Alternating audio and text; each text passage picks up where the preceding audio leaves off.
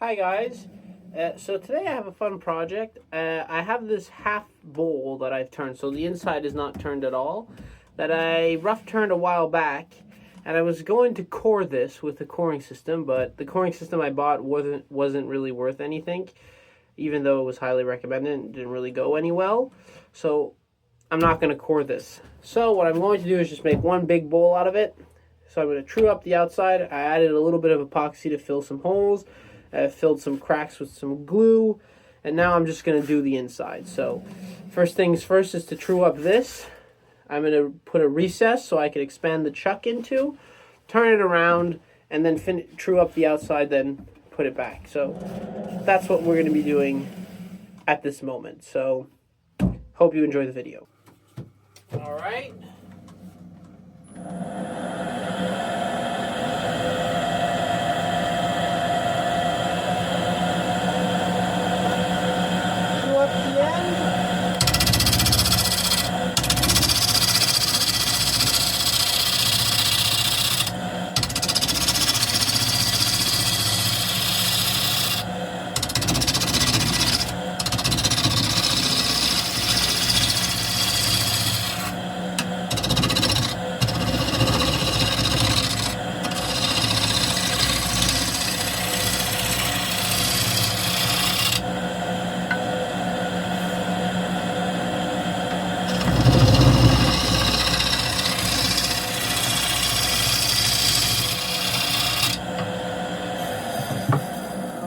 This looks.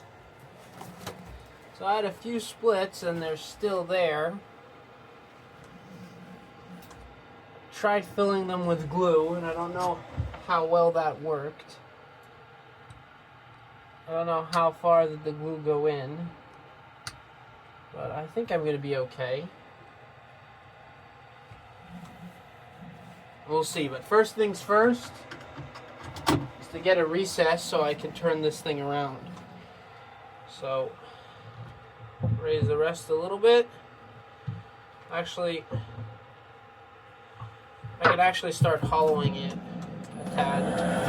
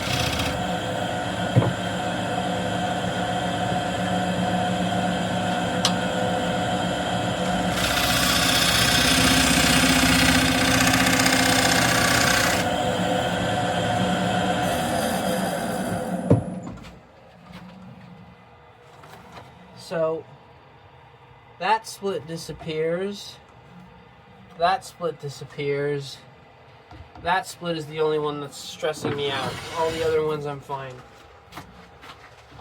Oh, this smells so good. It smells like ash. Ash just has a very nice smell to it.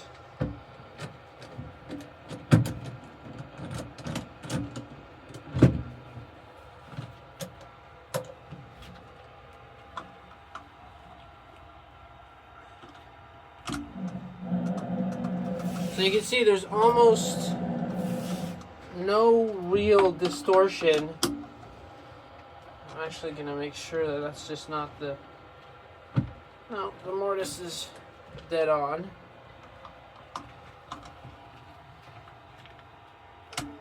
There you go. Now we can do the outside. For the outside, I'm actually going to bring the tailstock in.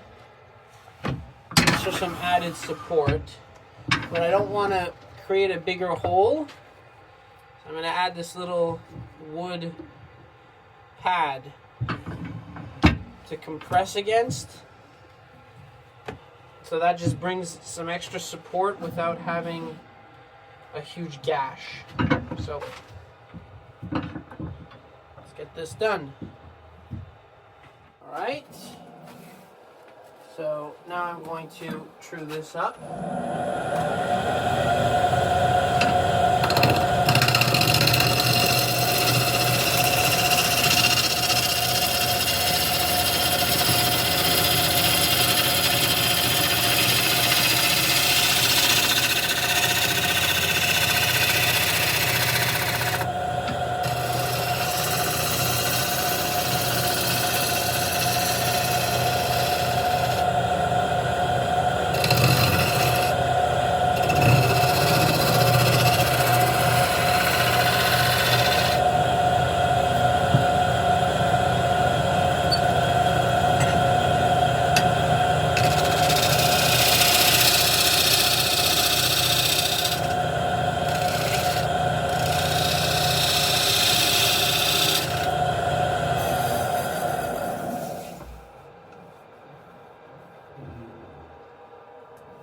That is pretty spot on.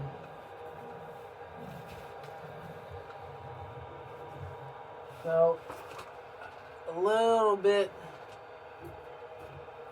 of crap there, but I can put some glue and that will fix that.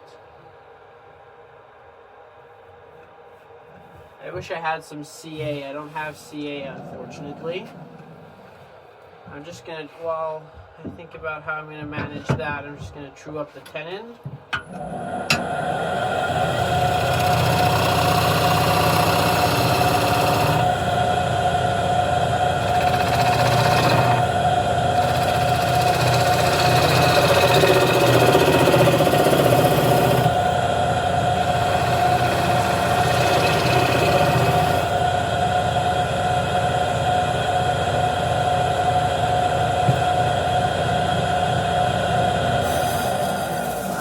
All trued. Now I'm gonna just fill these splits. So a little wood glue.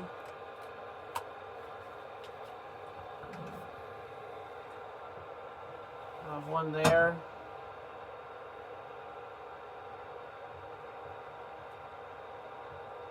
It's really simple. So what you do is you just press that in as such.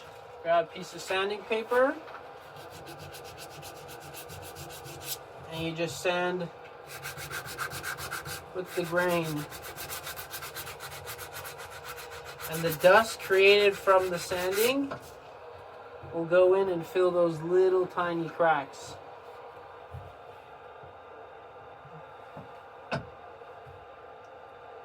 So you don't need that much glue to do this kind of stuff.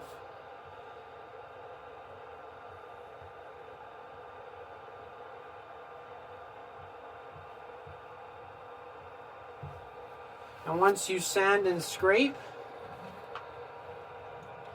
they're going to disappear even more.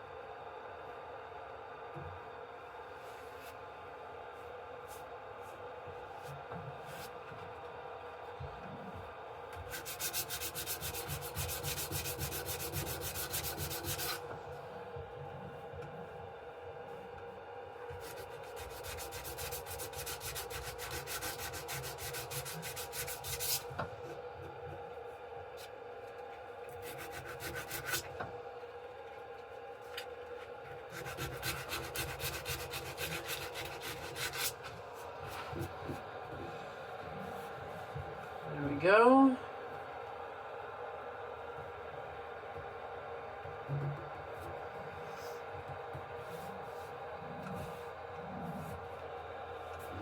Now I can go with the scraper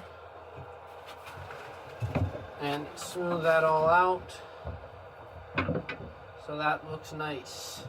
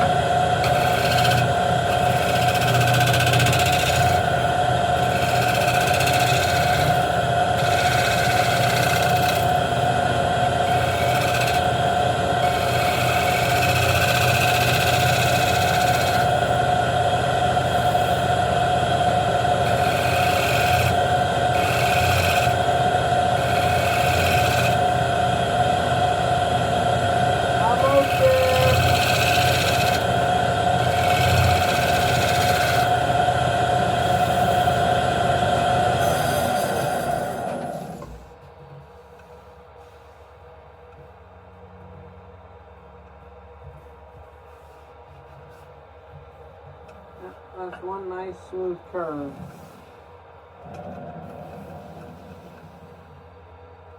Alright.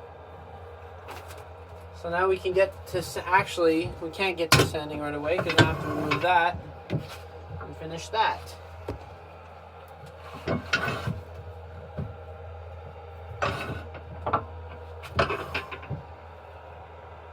So I'm actually gonna just move the camera out for a bit. There we go.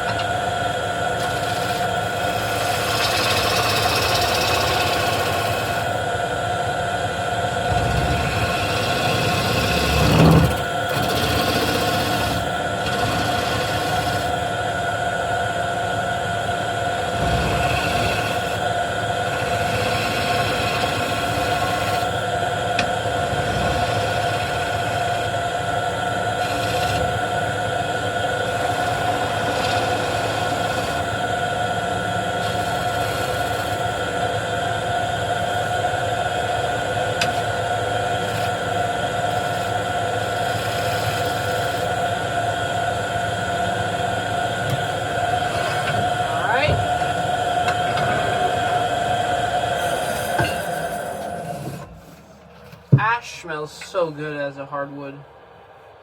So that's my foot tenon area done. So now we're gonna sand. So this time, for big pieces, I like to sand with a rotating sander. So a little drill bit, which I have to find. I don't know where I put it.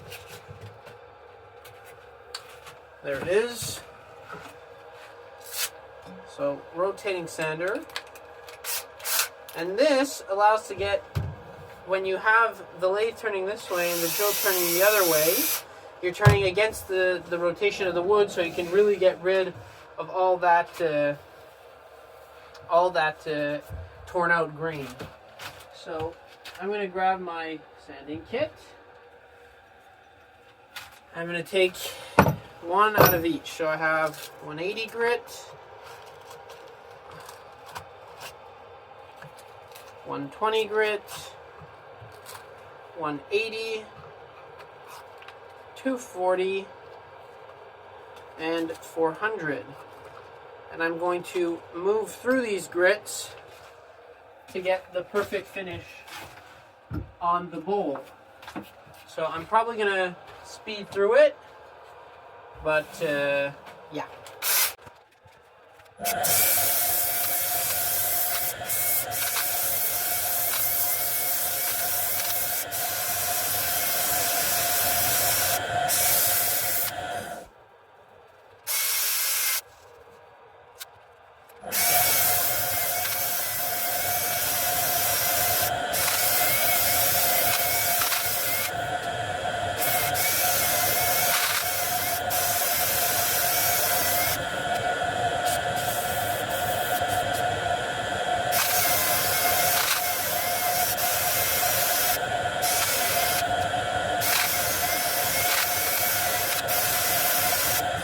Right, that's the sanding done.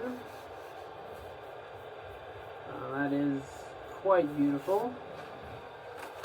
That is quite nice. So now, oily rag and beeswax. So, put some linseed oil on that. Start that up.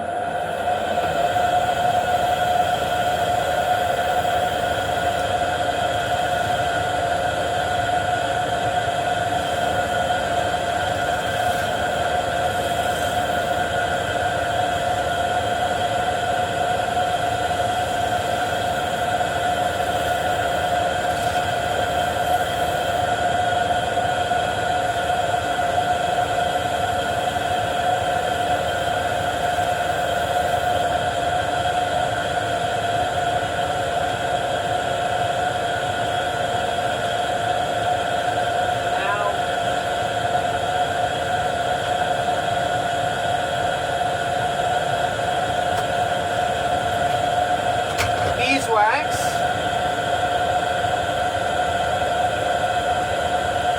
So it just melts on the surface. Then you just buff that in.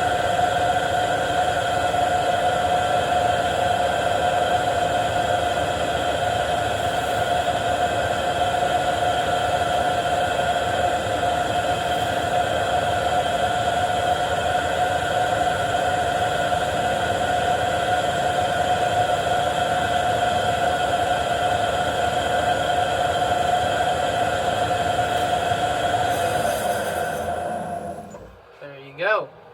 And it looks like glass. Such an easy, simple finish that costs about nothing, and it's 100% natural, so you don't have to worry about chemicals or anything like that. So if you're looking for a finish for wood, beeswax and linseed oil, that's the gold mine right there. Now, so before we turn it around, let me just find my cloth, which I strangely cannot find. Oh, I'll cut myself a new one.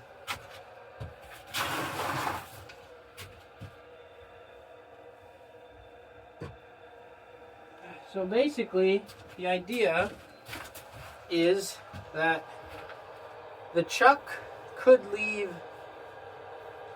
tooth marks. So what you want is to cut a piece of cloth. So you put the piece of cloth around the tenon, and the chuck jaws grip the cloth.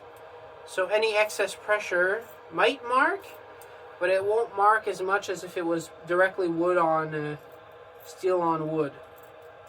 So just cut up a clean piece of cloth.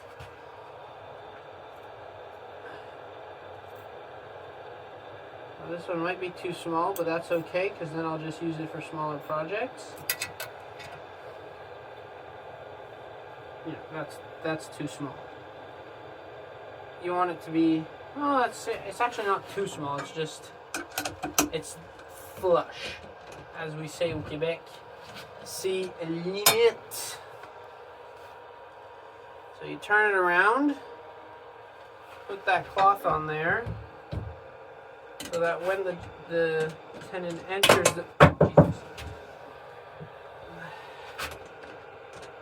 when the tenon enters the jaws,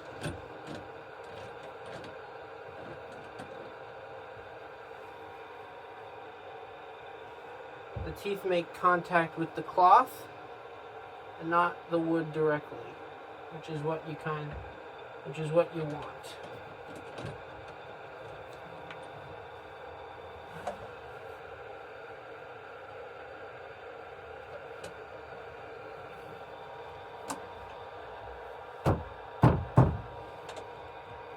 Now, does this affect the hold? In my experience, not really. But it does affect the chuck marks at the end. So, now that's in there. Now we can get to the hollowing part. And as I always say, the hollowing is always more stressful because it doesn't matter how much effort you put on the front, on the outside. If you screw up the back side or the inside or whatever side, it doesn't really matter. So I'm going to put the camera in the other spot and I'm going to start hollowing out.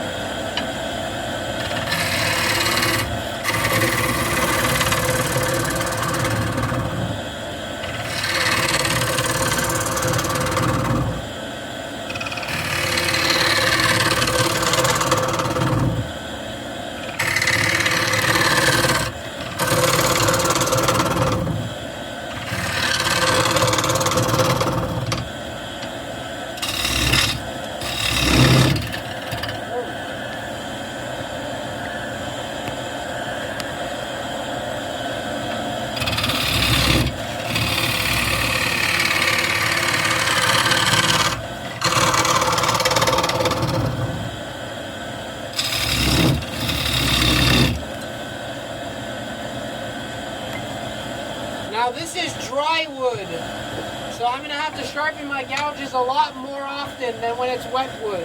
So that gouge is dull. I have this one, I'm going to do a little bit with this one, and then when they're both dull, I'll sharpen them both.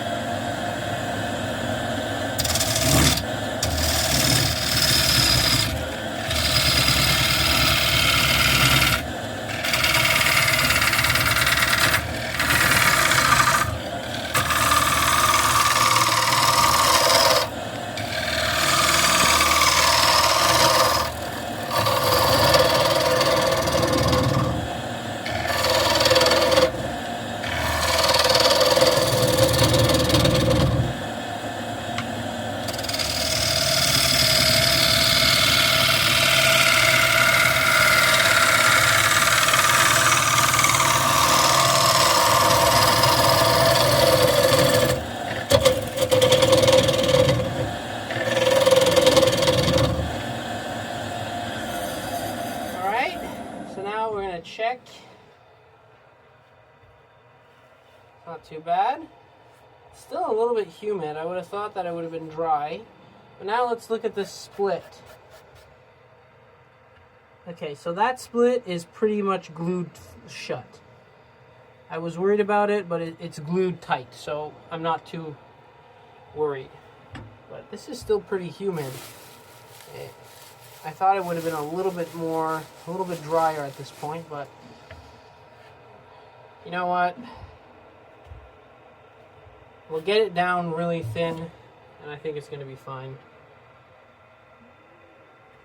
So, we'll keep hollowing, and I want the final thickness to be thin. Not excessively thin, but I don't want it to be a chunky piece.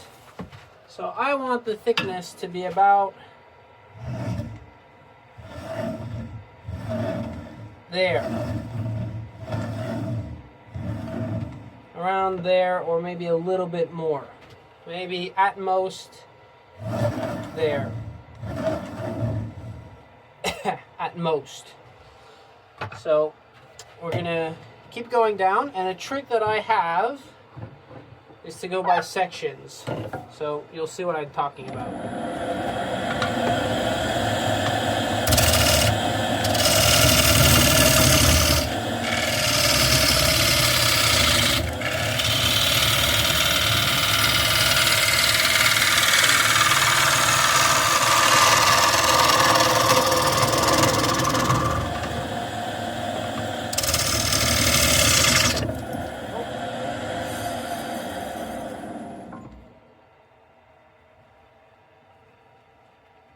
Okay, I thought that moved. Anyway, so this gouge is starting to get dull, so I'm going to go sharpen this. I'm not going to sharpen the other one because the other one, as you can see, it's a lot shorter, so I can't get in as deep, so I'm basically only going to be using this one now. All right.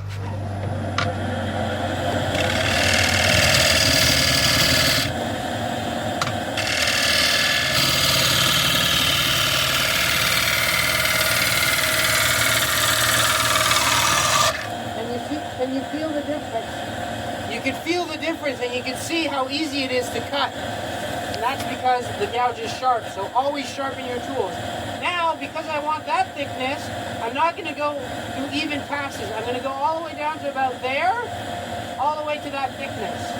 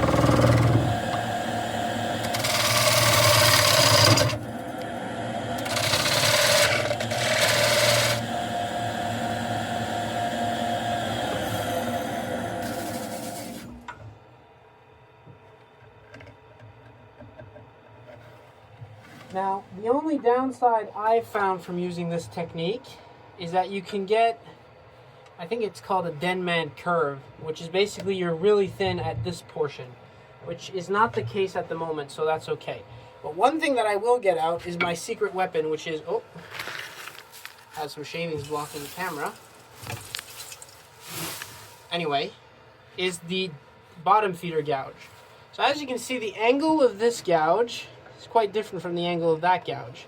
So this allows me to work here instead of being here.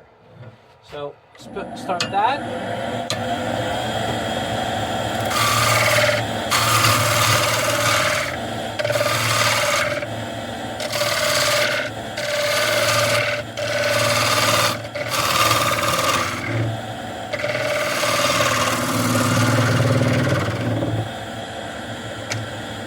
Working with deep balls a little more fun.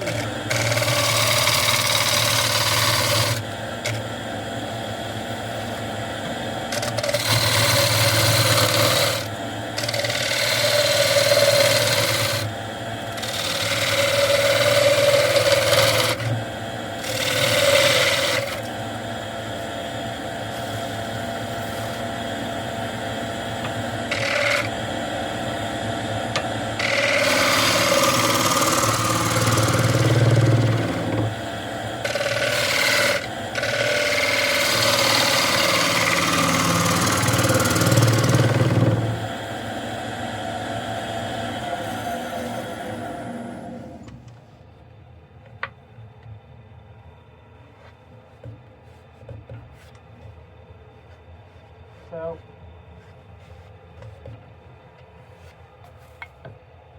still can use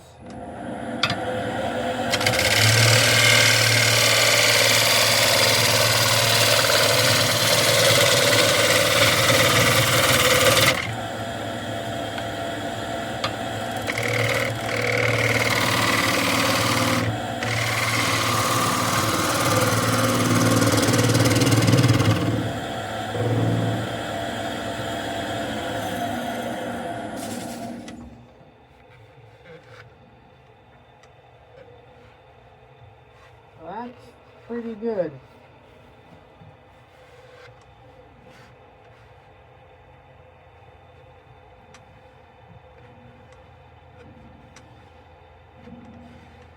Now, this is a little mistake that I've made. I should have worked on the rim earlier when there was a little bit more thickness there, so I'm going to do it now and hopefully this doesn't explode.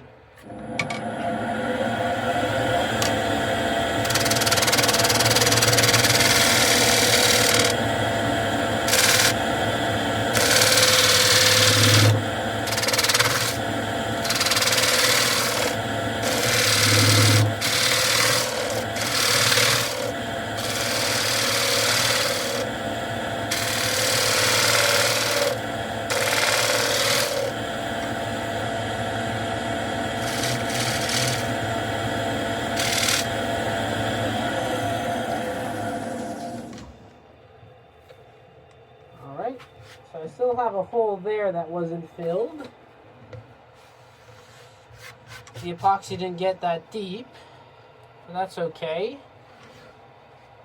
And that's pretty decently thin all around. So I'm pretty happy with this. So, and it's pretty much a smooth curve, so I won't need to use any scrapers, which is always fun. It's getting hot in here. 31 degrees. Whew. So, with that being said, I'm going to fill up the little cracks with some glue. Probably going to speed through that. Then I'm going to sand, and then this project will be finished.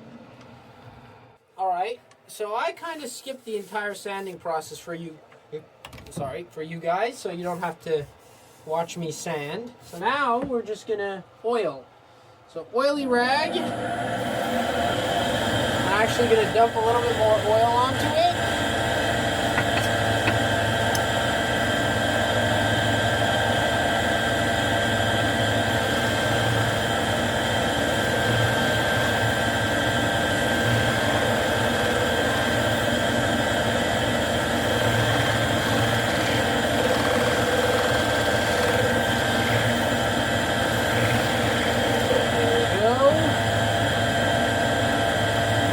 beeswax. Stick of beeswax.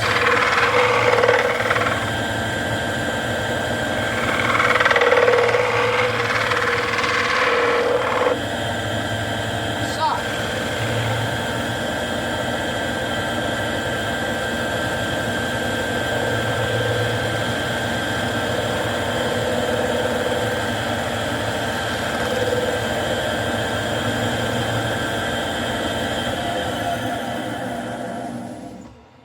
There we go.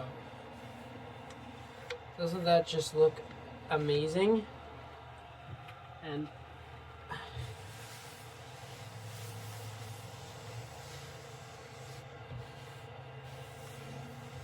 that is beautiful. Absolutely beautiful. I love this split grain pattern that ash sometimes have. Some ash doesn't have it, but when you find a piece that you can actually cut out and get a bowl that has this pattern, it's just so worth it.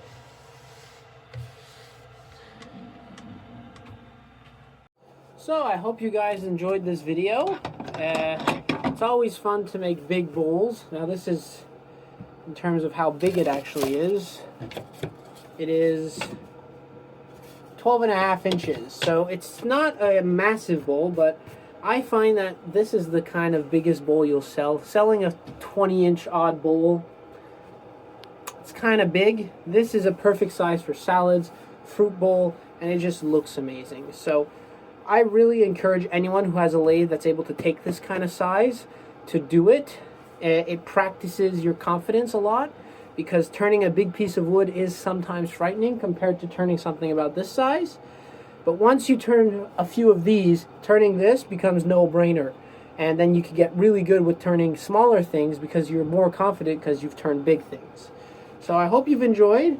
As always, happy turning, and we'll see you next time.